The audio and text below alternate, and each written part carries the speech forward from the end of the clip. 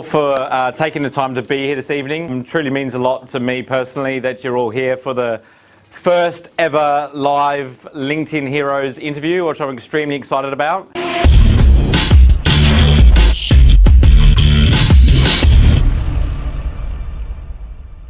There's a couple of people I'd like to thank straight off the bat for making today possible. First of all, Noirin, thank you so much for letting us use this amazing venue.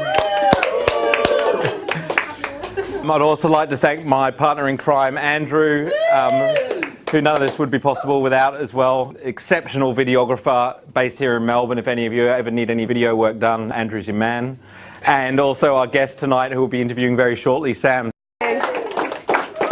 So I started on this journey with LinkedIn Heroes 8 months ago, and I've been interviewing entrepreneurs on a weekly basis and posting it on LinkedIn. I haven't actually shared with anyone the story behind why I decided to start doing this, and so it's an interesting one because I posted on LinkedIn about how I'm sick and tired of seeing all this negative content being posted all the time.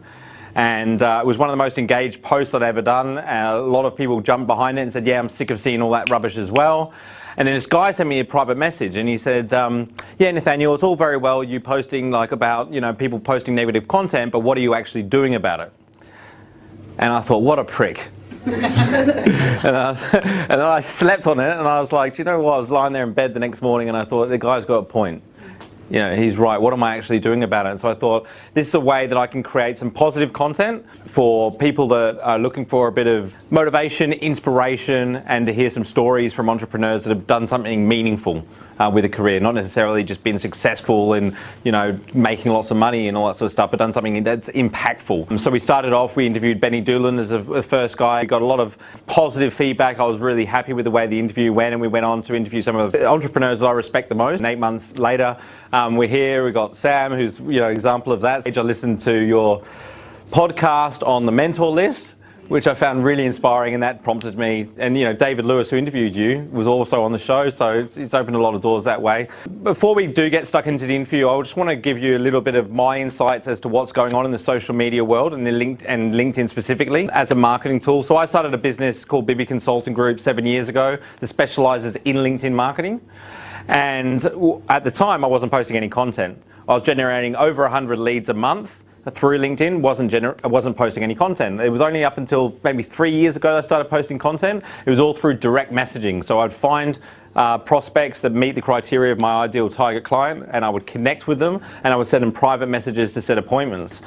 So one of the biggest mistakes that I see happening on, Jesus, I was sticking my stomach out a bit in that picture there.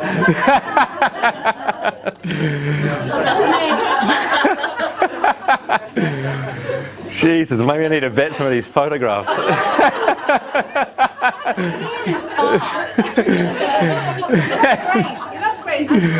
Anyway, so where was I?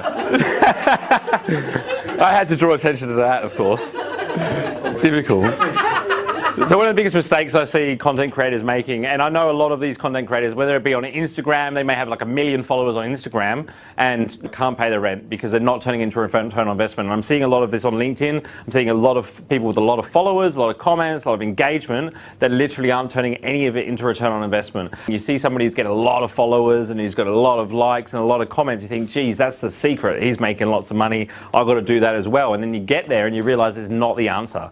You have to have a business model behind that that's turning it into return on investment. If I could give you one thing to take away from tonight, it would be not to just create this popularity without turning it into return on investment for your business. Because if we're not transferring it into business, why are we on there? What is the point of being on LinkedIn?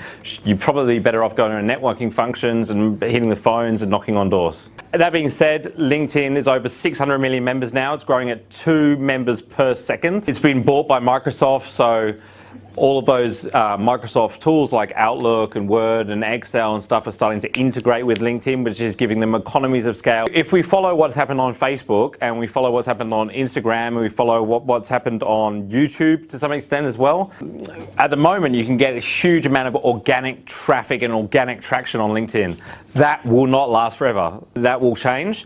As soon as LinkedIn's happy with the amount of time that users are spending on LinkedIn, which is a lot more than they were, there's people spending a lot more time than they were a year ago, but when LinkedIn are happy with that, they'll drive down the organic traffic and they'll drive up the paid.